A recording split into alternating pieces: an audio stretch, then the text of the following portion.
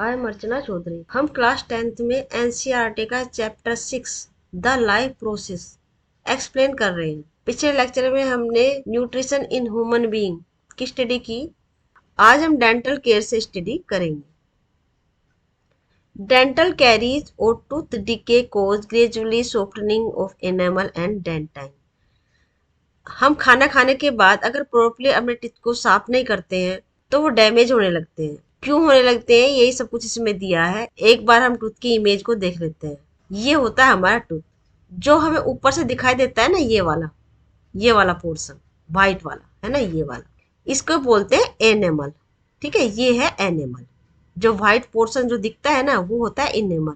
मतलब हमारी बॉडी का सबसे हार्डेस्ट पार्ट होता है ये। उसके बाद सेकंड हार्डेस्ट पार्ट होता है डेंटाइन। ये है डेंटाइन, ये जो येलो सा दिख रहा है ना, ये। और ये वो बोन है जिसमें हमारा जो टीथ है ना वो फिक्स होता है, मतलब हिलता नहीं है। ये है वो बोन। और डेंटाइन से नीचे होती है कि होल लाइक स्ट्रक्चर, ये होता है पल्प। इसमें बहुत सारी नर्व्स और वेसल्स होती हैं। ठीक है, नर्व से हमें सेंसेशन का पता चलता है ना, जब ठंडा गर्म लगता है ना, उसे सेंसेशन होता है। और जो ब्लड वेसल्स होती है ब्लड सप्लाई करती है, मतलब उससे न्यूट्रिएंट मिलता है टीथ को। ठीक है, it begins with bacteria acting on sugar produce acid and soften और डीमिनरलाइज द एनिमल। जो एनिमल बना होता है ना, वो मिनरल्स का बना होता है। मतलब इसमें बहुत ज्यादा मिनरल्स होते हैं, जिससे वो हार्डेस्ट पार्ट होता है बॉडी का। ठीक है, लेकिन जब हम फूड लेते हैं और टीथ को अच्छे से साफ नहीं करते हैं, तो जो बैक्टीरिया है ना, एक्ट करता है उस फूड से एक्ट करता है। मतलब फूड का ऑक्सीडेशन करता है, जिससे बनती है एसिड। और एसिड का काम क्या होता है, किस चीज को गलाने का काम होता है। Masses of bacteria set together with food particles stick to the teeth to form dental plaque। तो बैक्टीरिया सेल और फूड पार्टिकल दोनों एक साथ टीथ में चिपक जाते हैं, उसे डेंटल प्लेक बोलते हैं। तो इसलिए सलाइवा होता है ना, वो एल्केलाइन नेचर का होता है। और बैक्टीरिया क्या प्रोड्यूस करता है, एसिड। तो एसिड प्लस एल्केलाइन न्यूट्रलाइज कर देगा।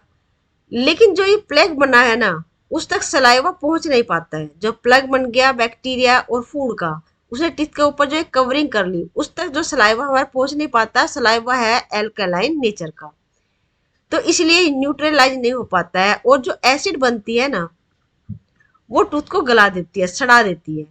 और वो जो हमने अभी देखा था, पल्प तक पहुंच जाता है, पल्प तक पहुंच जाता है,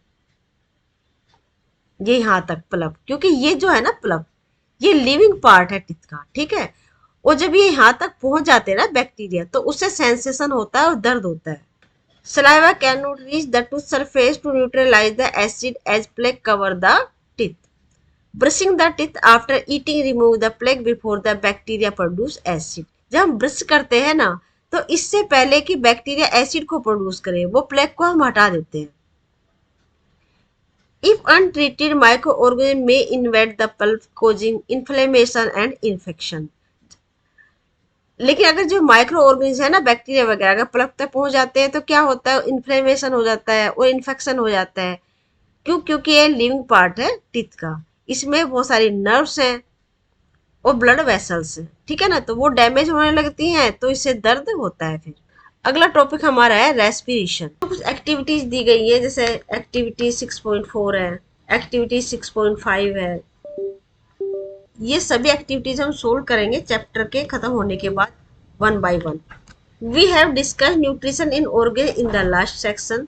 the food material taken in during the process of nutrition is used in cell to provide energy for various life process. तो जो हम फूड ले रहे हैं, इससे एनर्जी कैसे मिलती है? एक्चुअली में जो फूड ले रहे हैं, ऑक्सीजन की प्रेजेंस में इसका ऑक्सीडेशन होता है। फूड यानी C6H12O6, यही है फूड ग्लूकोज। तो इसका ऑक्सीजन के प्रेजेंस में इसका ब्रेक डाउन होता है पायरुविक एसिड में। ये 3 कार्बन मॉलिक्यूल होता है, CH3COCOOH। ये है पायरुविक एसिड। तो जो ग्लूकोज होता है, ये 6 कार्बन मॉलिक्यूल है, जबकि पायरुविक कितना है, 3 कार्बन मॉलिक्यूल है। 3 कार्बन मॉलिक्यूल है ना। यहाँ तक कि जो रिएक्शन है वो सभी में समान होती है। चाहे वो एनारोबिक रेस्पिरेशन हो या वो एरोबिक रेस्पिरेशन हो। मतलब जो रेस्पिरेशन होता है ना, वो टू टाइप का होता है, ठीक है। एक तो एन एरोबिक, एक होता है एरोबिक। एरोबिक जिसमें ऑक्सीजन को यूज किया जाता है, ऑक्सीजन के प्रेजेंस में। एन मीन्स विदाउट, मतलब जिसमें ऑक्सीजन नहीं ली जाती है। तो ये जो होता है ना प्रोसेस यहाँ तक पायरुविक एसिड तक, ये होता है साइटोप्लाज्म। साइटोप्लाज्म। और ये एरोबिक और एनाएरोबिक दोनों में सेम होता है, मतलब यहाँ तक की प्रोसेस दोनों में सेम होती है, चाहे वो रेस्पिरेशन एनारोबिक हो चाहे वो एरोबिक हो, मतलब ये साइटोप्लाज्म में होता है। बनता क्या है, इसमें 6 कार्बन मोलिक्यूल जो ग्लूकोज है टूटता है 3 कार्बन मोलिक्यूल पायरुविक एसिड में। ये है पायरुविक एसिड, ठीक है। इसके बाद अगर ऑक्सीजन होती है तो ये रिएक्शन होती है फिर माइटोकॉन्ड्रिया में। Mitochondria in presence of oxygen, जो ये पायरुविक एसिड है इसका टोटल ब्रेक डाउन हो जाता है CO2 प्लस H2O में, ठीक है। पहले जो हमने ये समझा है ना, इसी को एक्सप्लेन कर लेते हैं एनसीईआरटी में। Diverse organism do this in different ways. Some use oxygen to break down glucose completely into carbon dioxide and water.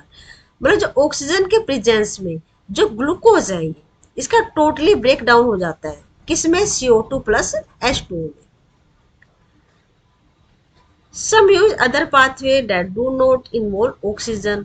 इसको बोलते हैं एनएरोबिक रेस्पिरेशन, ठीक है। तो रेस्पिरेशन टू टाइप का हो गया, एनएरोबिक एंड एरोबिक।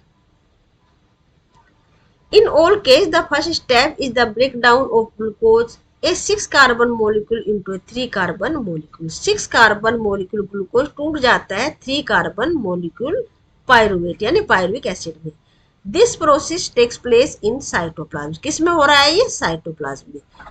जो एक सेल होती है ना, आपको पता है ये सेल है, बीच में हो गया न्यूक्लियस, इसमें कुछ सेल ऑर्गेनेल्स होते हैं, मतलब कुछ कंपार्टमेंट होते हैं सेल के अंदर, इनको बोलते हैं सेल ऑर्गेनेल्स। जो माइटोकॉन्ड्रिया, लाइसोसोम, गोल्जी कॉम्प्लेक्स ये हो सकते हैं।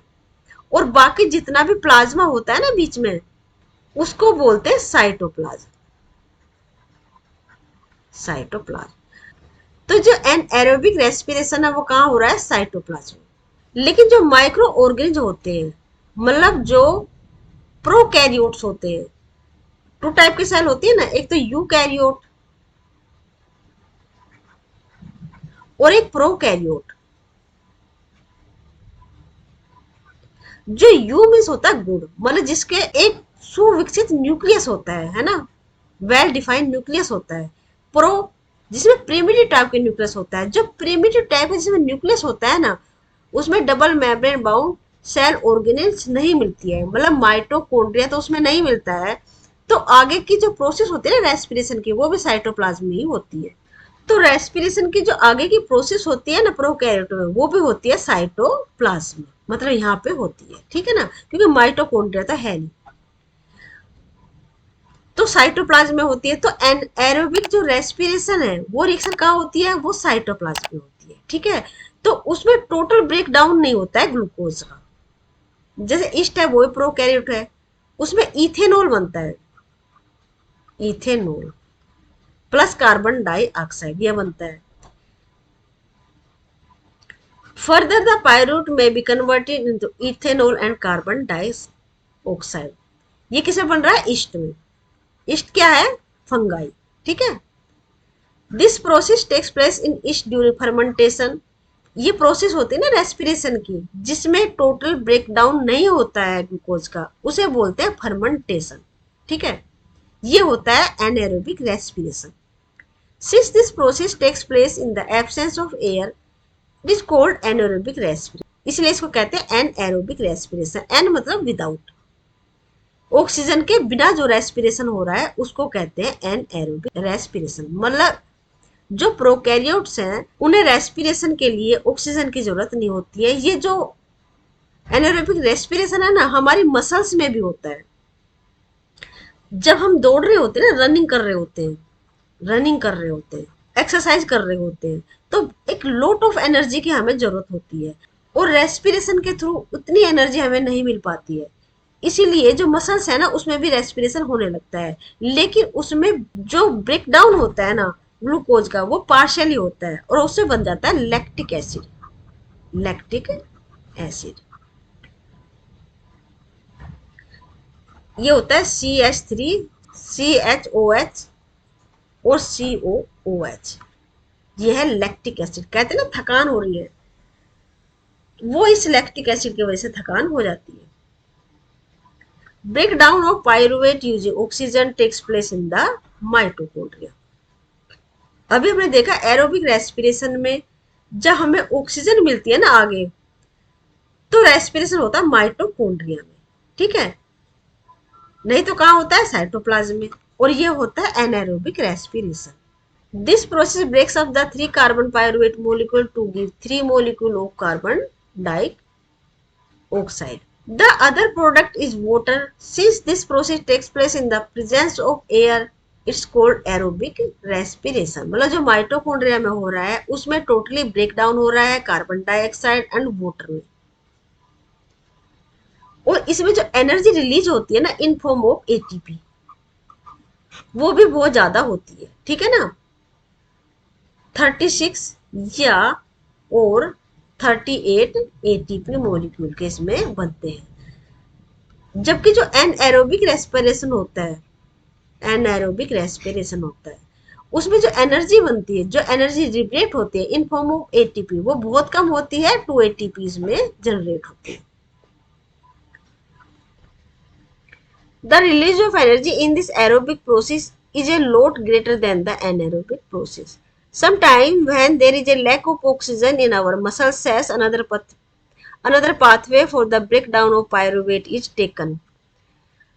मतलब कभी कभी जो हमारे मसल्स है ना उसमें भी एनारोबिक रेस्पिरेशन होता है। Here the pyruvate convert into lactic acid which is also a 3 carbon molecule। अभी हमने देखा था उसमें लैक्टिक एसिड बनता है जो 3 कार्बन मोलिक्यूल होता है। This build up of lactic acid in muscles during sudden activity cause cramp। इससे मसल्स क्रैम्प हो जाते हैं, मतलब इससे हमें थकान हो जाती है। ये समझा रखा है 3 वे ऑफ रेस्पिरेशन कैसे होते हैं। जैसे ग्लूकोज है 6 कार्बन मोलिक्यूल है, इन साइटोप्लाज्म में जब रिएक्शन होती है तो बनता है पायरुवेट 3 कार्बन मोलिक्यूल और एनर्जी इसमें लिबरेट होती है। फिर 3 पाथवे हो जाते हैं अलग अलग, यहाँ तक कि रिएक्शन सभी में सेम होती है, ठीक है। जब एब्सेंस ऑफ ऑक्सीजन, मतलब जब ऑक्सीजन नहीं होती है जैसे ईस्ट में, तो इथेनॉल बनता है कार्बन डाइऑक्साइड और एनर्जी मिलती है। 2 कार्बन मोलिक्यूल होता है ये इथेनॉल, ठीक है ना।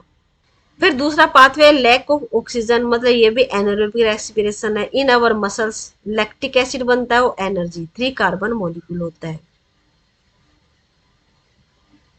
फिर है प्रेजेंस ऑफ ऑक्सीजन, अगर ऑक्सीजन अवेलेबल होती है तो इसे एरोबिक रेस्पिरेशन बोलते हैं। ये माइटोकॉन्ड्रिया में होता है, इसमें कार्बन डाइऑक्साइड वाटर और एनर्जी मिलती है, मतलब total breakdown of glucose takes place here and a lot of energy produce in form of ATP.